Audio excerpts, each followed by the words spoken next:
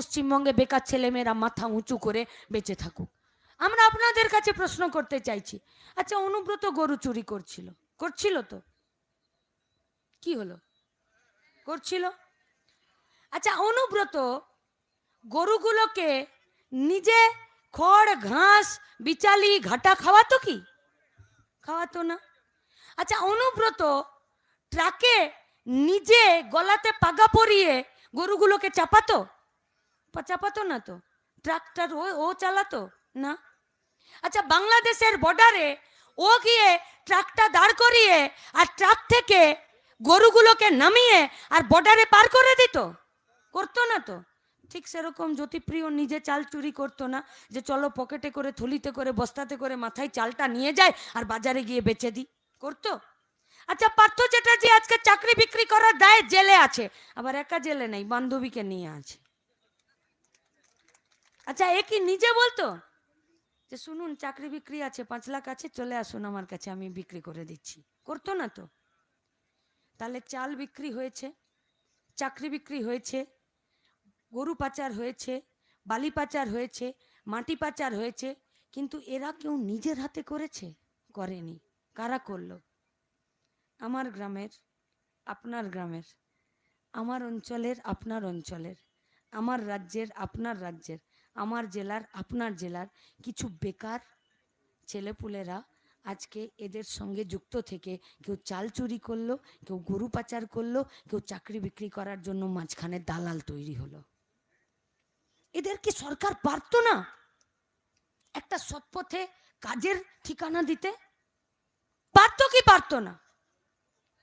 সরকার পারতো কি পারতো না যে এই বেকার ছেলে মেয়েগুলোকে আমি চুরির রাস্তায় পাঠাবো না, পাচারের রাস্তায় পাঠাবো না, ভোট লুট করতে এদের হাতে আমি ডাং বোম পিস্তল ধরাবো না, 8,000 স্কুলের তালা বন্ধ করে আমি 21,000 মদের দোকান খুলবো না?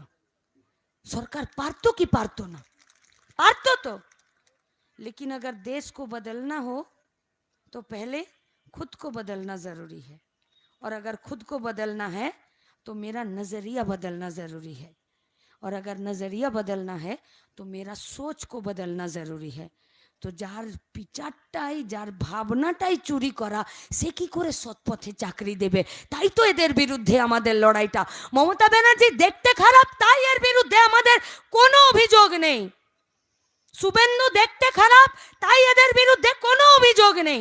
आमादेर अभियोग एदेर बिरुद्धे এই যে এই গোটা পশ্চিমবঙ্গের বেকার ছেলেমেয়েরা সৎ পথে রোজগার করে আজকে গোটা পশ্চিমবঙ্গের সংস্কৃতিটাকে অন্য জায়গায় নিয়ে যেতে পারতো, সেই ছেলেগুলোকে সৎ পথে একটা রোজগারের জায়গা না দিয়ে ওদেরকে চুরির পথে নামিয়ে দিয়েছে। তাই এদের বিরুদ্ধে আমাদের লড়াইটা। চাকরি দেওয়া সহজ ছিল। এই পশ্চিমবঙ্গে যতদিন বামফ্রন্টের সরকার ছিল প্রচুর ইনভেস্টররা এখানে এসেছে।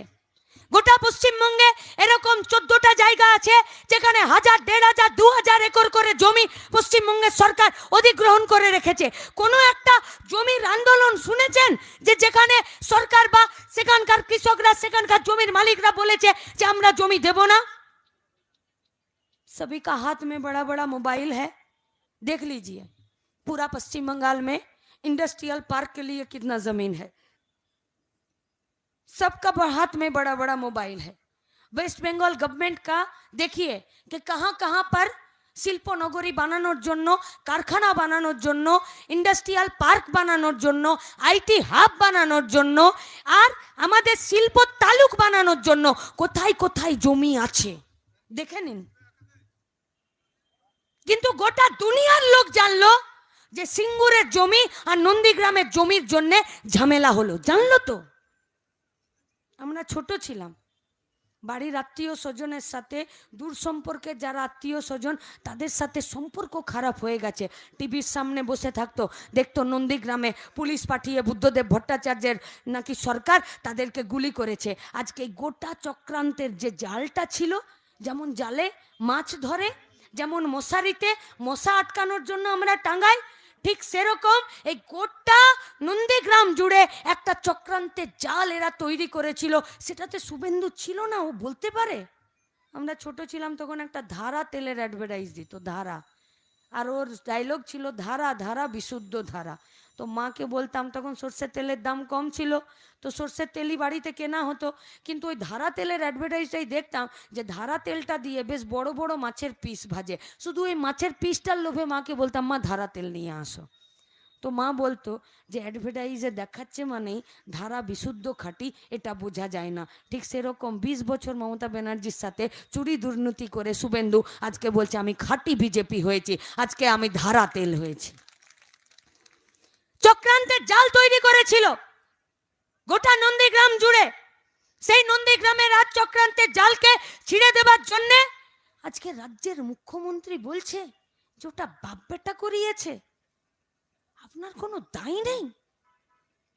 গোটা পশ্চিমবঙ্গের মানুষ বাংলা নিজের মেয়েকে চাইলো, এত এমএলএ সিট দিল আপনাকে, বামপন্থীরা জিরো হয়ে গেল, সংযুক্ত মোর্চা একটা সিট পেল, বিজেপি 70-এর বেশি সিট পেল, আর 294টার মধ্যে গোটা পশ্চিমবঙ্গ এক পায়ে দাঁড়িয়ে তৃণমূলকে জেতালো। সেই তৃণমূলের মুখ্যমন্ত্রী, যার মানুষের প্রতি কৃতজ্ঞতায় মাথাটা ঝুঁকিয়ে থাকা দরকার, যার গোটা পশ্চিমবঙ্গের মানুষের প্রতি তার দায়বদ্ধ হওয়া উচিত, তাকে বলিষ্ঠ হওয়া উচিত, তাকে নমনীয় হওয়া উচিত, তার কাজে কর্মে কথাতে ফারাক না হওয়া উচিত, সেই রাজ্যের মুখ্যমন্ত্রী আজকে টিভিতে বলছে যে নন্দীগ্রামে যে পুলিশ গুলি চালিয়েছে, নন্দীগ্রামে যে ঝামেলা হয়েছে, নন্দীগ্রামে যে মানুষকে কেটেছে, রাস্তা কেটেছে, ব্রিজ কেটেছে, মা বোনেদেরকে ধর্ষণ করেছে, যার একটা কোনো তদন্ত করতে দিল না, মাসের পর মাস এলাকাটাকে ঘর ছাড়া করে রেখে দিল, বাড়ি ঘরদোর পুড়িয়ে দিল, জমি বাড়ি বিক্রি করে লাখ কোটি টাকা জরিমানা দিতে হলো। এখনো পর্যন্ত যাদের নামে কেস, তারা এখনো কোর্টে কেস চালাচ্ছে, সর্বশান্ত হয়ে গেল।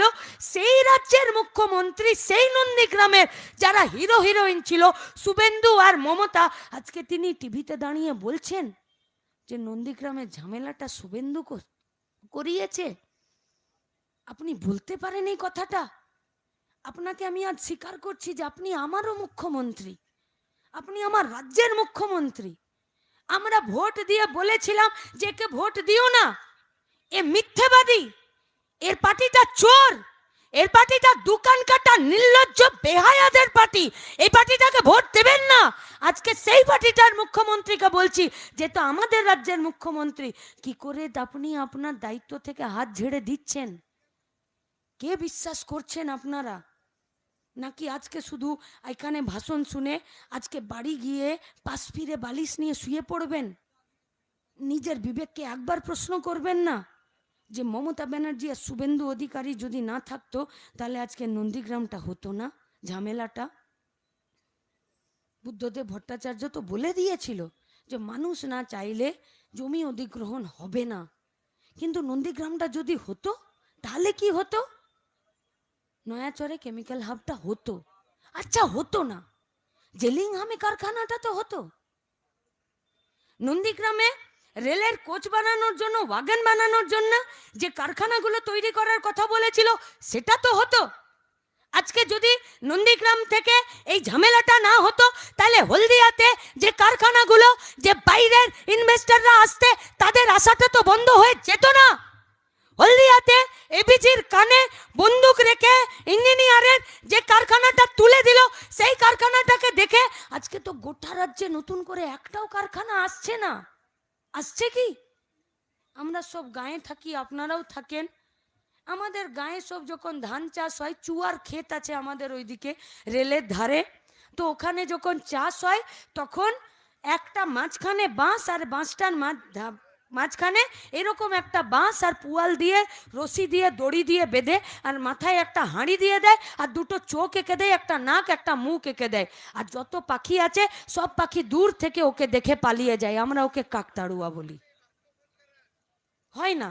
আর পশ্চিমবঙ্গে নন্দীগ্রাম সিঙ্গুর করে আর হলদিয়ার এবিজিৎকে এখান থেকে তাড়িয়ে দিয়ে মমতা ব্যানার্জি যখন গোটা পশ্চিমবঙ্গ জুড়ে নিজের ছবি লাগালো, তখন গোটা দেশের মানুষ বলল যেমন খেতে কাকতাড়ুয়া থাকে ছবি লাগিয়ে, তেমনি মমতা ব্যানার্জি আজকে শিল্প তাড়ুয়া হয়ে নিজের ছবি লাগিয়েছে, আর আমাদের রাজ্যে কারখানা হলো না।